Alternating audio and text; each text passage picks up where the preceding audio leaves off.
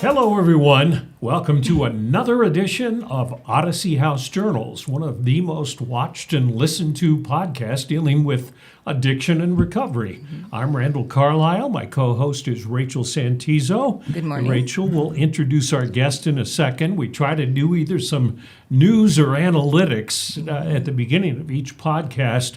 And this came out from CNN, and I thought it was pretty indicative of some of the problems people have gone through during the pandemic. It said U.S. deaths involving alcohol rose 25% during the first year of the pandemic. And most of that was traffic accidents that were alcohol related. And the explanation is people were drinking more and driving more, because of the mental challenges that go on with the pandemic. Right, and I think it was easier accessible, the alcohol, when the pandemic hit, because you could get the alcohol versus everybody being isolated and being able to reach out to get the illegal substances. So I think that makes sense. Right. I'm not surprised by it at all. Easier to go to the store and buy a bottle of booze than to find your neighborhood drug dealer who maybe is quarantined somewhere. Right, and the isolation, you can drink at home and be isolated and then get in the car, so. Right. Yeah. So hopefully that'll go down as the pandemic begins to ease. Yes, let's hope. You invited our guest here today, so would you like to introduce him? I would love to introduce him. So today we have Ed Broyles. So Ed, I've been able to watch him on his journey, and he's a fantastic man. I watched him in treatment, and now he works in treatment. And so I'm really excited for him to share his story and show us how he did it and what he does. And so he can share that to the world and sprinkle some hope to those that need it the most. So without further ado, Ed Broyles. So tell us your story, how it all began and what you've gone through. Well, I started using when I was 13 years old, drinking, smoking weed, and then it turned to cocaine. And At what age did you make the transition from weed and booze to cocaine? I think it just came with the people I was hanging out with. To be honest, it just kind of was the next step up. So you were early teens. Yeah, I was 13. Yeah, I dabbled with. The ages are just younger and younger. The more podcasts we do, it just seems like it's common. We had somebody a couple of weeks ago who started drinking at 5. Yeah. And it's like, I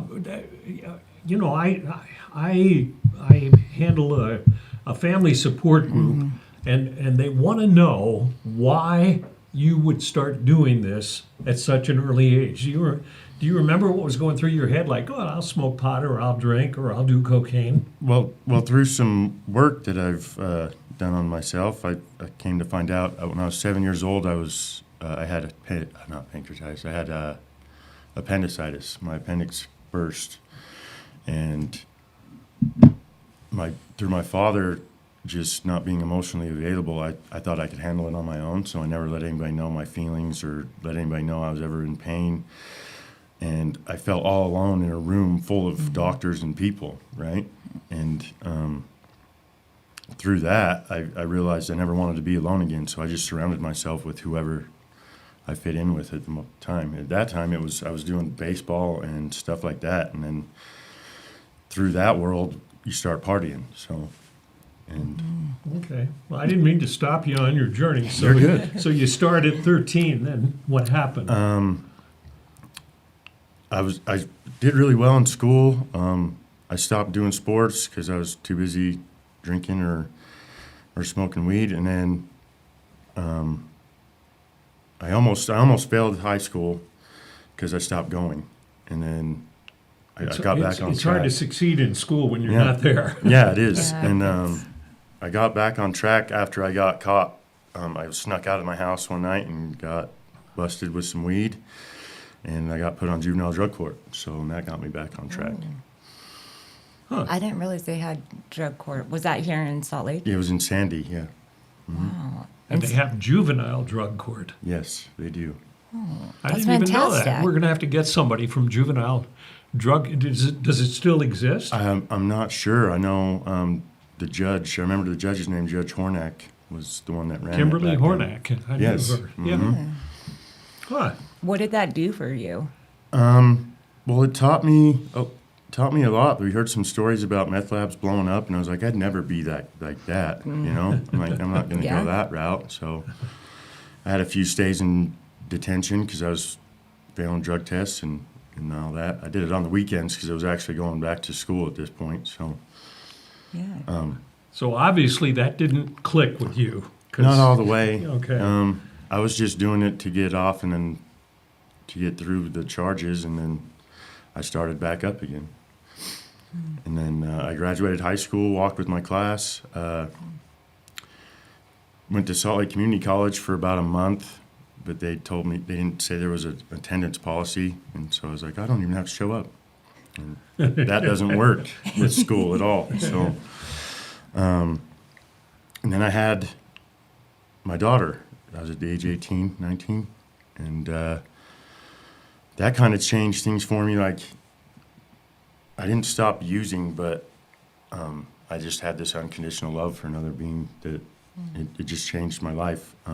What were you using at the time? Drinking and cocaine and marijuana. Okay. We actually had social services talk to us because the room smelled like marijuana, because me and my friends went out to the parking lot, smoked, and came back in, and kind of a celebratory you can't thing. get that off, can No. you? I live in a high rise, and when I get in an elevator, it's like, you know, Yep. and you know. It definitely has a distinct smell.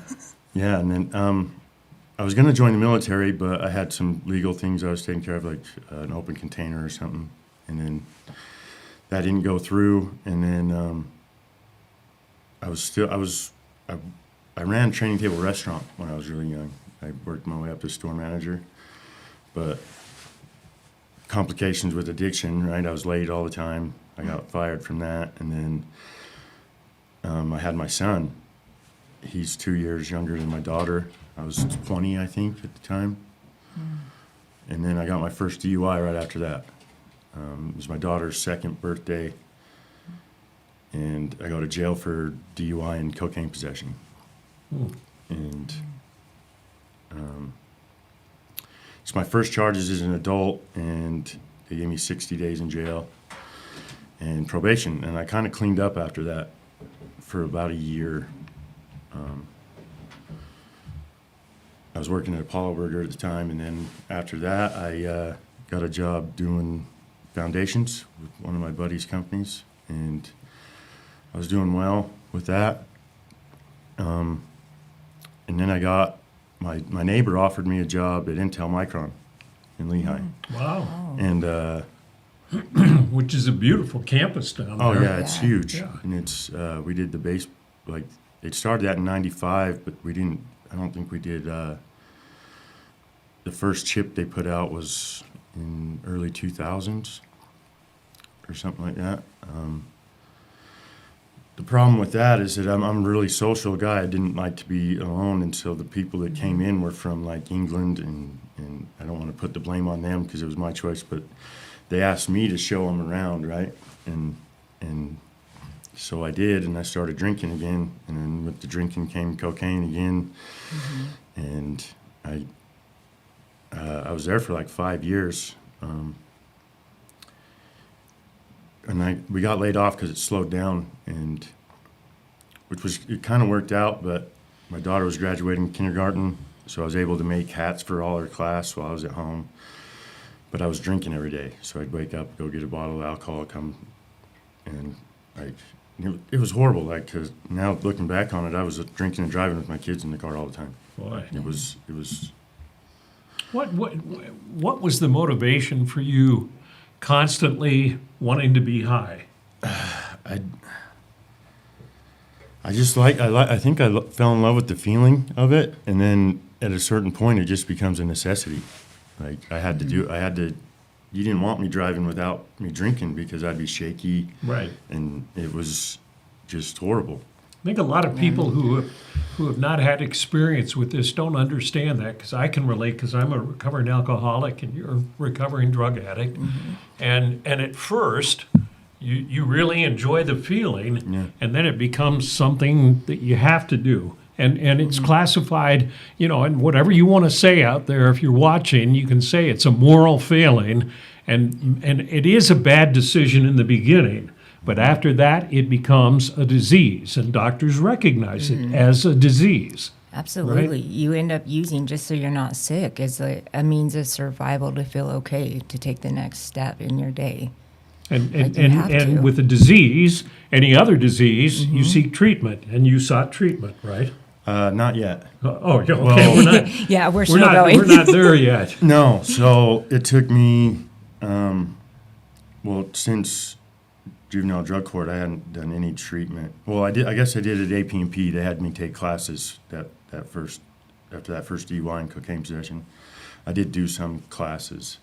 I don't remember much from them, but after this, like as I'm working at Intel Micron, I get married and divorced within 2 years. And I get separated from my wife, and I'm not with my kids on a daily basis. So that sent me down the rabbit hole. It got bad. I was drinking about a half gallon of vodka a day. Ooh. Yeah, And that's not at work. That's like just within the 5 hours off of work until I go pass out at night, right? And then I get 2 DUIs in 2 months. I tried to plead to the third one as fast as possible so it didn't get flagged, but it got flagged for a felony. This is when I do addiction and psychological services. I stopped drinking because that's what they're testing me for, and I started using methamphetamine instead. Okay. So I'm doing well according to them because I'm passing my tests. I'm going to groups. I don't have a license, so I'm getting a ride everywhere. My parents are kind of helping me out, making me go. And then I get involved in a relationship from, like, me and this girl know each other for a long time, and we kind of enabled each other. She had a habit, I had a habit, and it just kind of took off from there. We started selling drugs while I'm doing addiction and psychological services. And then I drive my car one night and to go get drugs, and we just moved into this apartment, and I get busted with methamphetamine, along with all the no interlock device charges, no driving on suspended, all those. And that's when I did my first year in jail, because I was awaiting sentencing on my felony DUI, and I caught a new felony case of possession, and the judge laid me down. I got cats, and a year in jail. And then I had to do 10 days in Utah County for my second DUI. So I had to do all this. I did like almost 11 months in jail, my first real long stay. I got out and then got back into school through the help of CATS. This is when Valley Behavioral was CATS, in 2010. Or in 2012. And then I did well for a little bit. I should Yeah, interrupt you and the tell CATS. people that CATS is a program in the Salt Lake County Jail, and it's run by Odyssey now. It was run by Valley when you were there, and it's basically a 3-month program, and you stay in a separate pod when you're in the CATS program. You basically go through the treatment program that you'd go through if you were in Odyssey Residential. Right. Except you're really residential there, because in our regular programs you can walk out, but you can't in No. jail. No, you can't when you're in jail. So you went through CATS and you got out. And I did, and then I got into school. Was doing school part-time, and I was working night shift at DHL, and I think that just kind of, it triggered me. I was doing school in the morning, and then I relapsed on meth. Meth's my drug of choice now. It's so interesting. The very thing you said you would never do. That was the same thing with me with heroin. The very You thing. mean when you first started? You Yeah, say, I was "Oh, like, I I'd would never do never. that." Yeah, I would never do heroin. And with It's you, interesting. smoking pot and drinking, but I wouldn't do meth. No, Yeah. of course not. But now it's your drug of, or it was your drug of choice. Yeah. It's funny how it just changes. But so after that, I got a violation. We got caught stealing at a Walmart, and they let me out to do finals, but then I went back for another 6 months. Was supposed to go to First Step House, but the list was too long, so they released me from jail before I went. And I just went out and I basically planned my relapse. Kind of gave up, so I went on the run for like a year and a half, and then I got caught again, but I didn't catch new charges this time, so I just went back for a year and terminated, and then I planned my relapse again after that. And this time I'd been introduced to heroin, so I was using both meth and heroin. Wow. And Explain to people who don't understand what planned your relapse means. I had it. Because you're in jail and you're sober at the time, Right. right? Right, and so I was very manipulative. I got money put on my books, and I knew they would release me with cash up to $50. So I made sure I had money on me when I left, and I left from jail straight to my friend's house that I knew, and got meth and heroin and used that day. And I picked my cellie up 3 days later from jail because he got released, and did the same thing. We planned it all out. And so now I have no legal issues over my head. This 2017, and I get mixed up with some people, and I start learning how to do burglaries, and I was off to the races from 2017 to 2019. I was pretty bad, and this is when I started actually using IV. I wish I would have never used IV because I fell in love with using the needle. That was the new addiction. And it got bad. It really bad. I weigh like 205 right now. I was probably 160. Gee. Running around out there. I have a picture I showed one of my fellow people in recovery, and she's all, "You survived cancer?" Like, that's how bad it looked, right? And it was. I finally asked for help in 2019. I was just in and out of jail like all year, and it's kind of weird because I did more time on a felony DUI case and a possession of meth case than I have done on all of my most recent cases, which I think are way worse. Like, I was in and out of jail 2019, 60 days, 60 days, 60 days, going back and forth. Like, I was out for 3 weeks one time, and then right back to jail. Like, and it's sad to say because I know a lot of the workers there by first name basis. I was going to say, the jailers got to know you. Yeah. Ed's back. Mm-hmm. And so I asked to go to Odyssey House. And I got released to Odyssey House in, when was it? 2020? February 2020. Just before the pandemic. Yeah. Mm-hmm. And that's where you met Rachel? That's where I met Rachel. Yeah. And she brought FTR there because they shut the jail down because of COVID.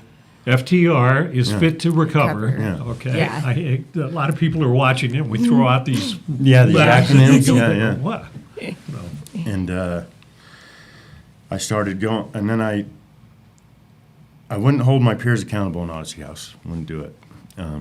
I thought I was in that criminal mentality where I thought it was like I'm snitching on them, or I'm going to get them in trouble if I call out their behaviors or whatever. So I ultimately get kicked out for knowledge of, because I got 2 back-to-back. I don't know what borders. I don't know if people know what borders are, but. And knowledge of means that you know that somebody is doing something wrong and you don't hold them accountable.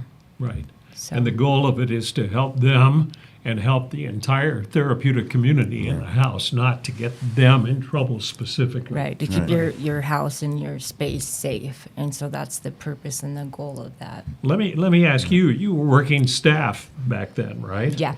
And what was your first impression of him when you saw him at Mill Creek?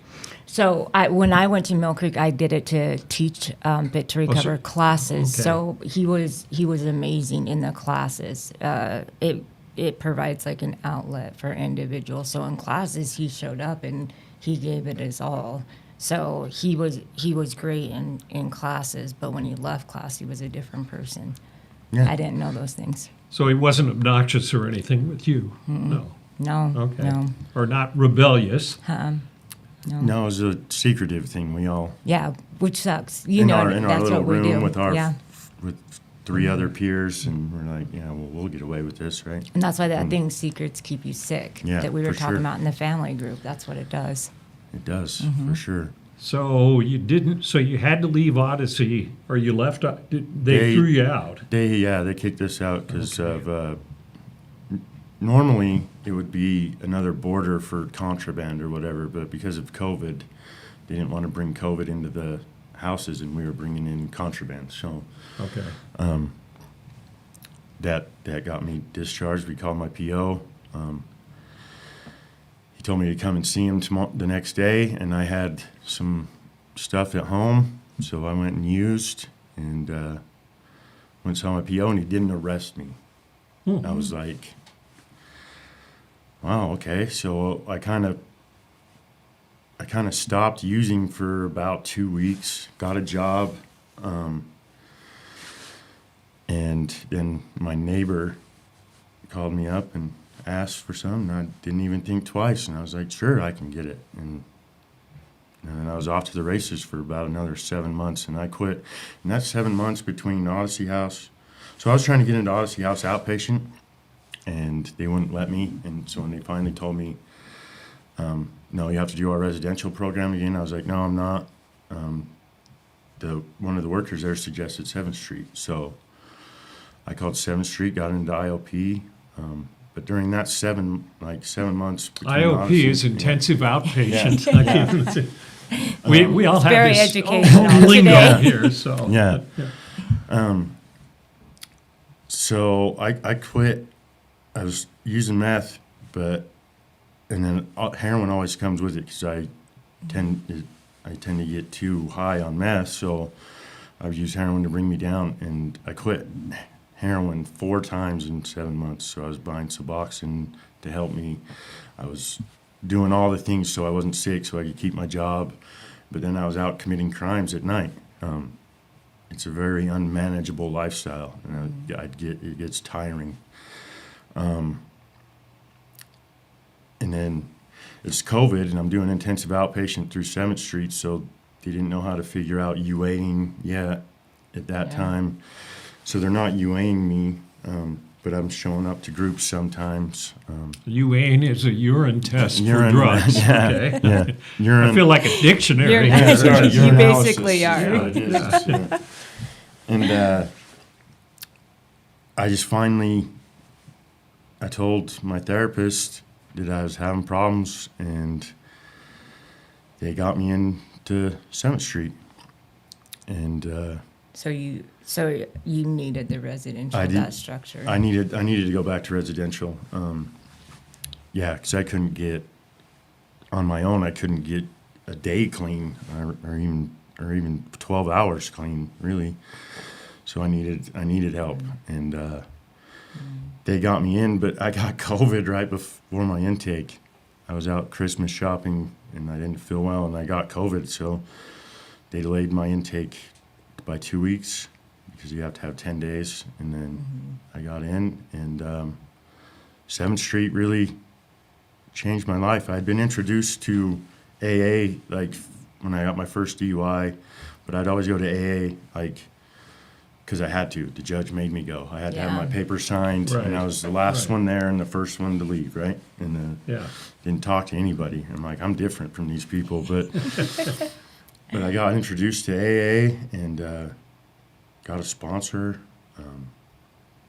I worked the 12 steps. I haven't gone through all 12 yet, but I'm working on it. And it's just, I do so many different things in my life now. I changed who I hang out with. I changed where I live. I can't live with my parents because I love my parents to death, but I've used there my entire life at their house, so I can't do it.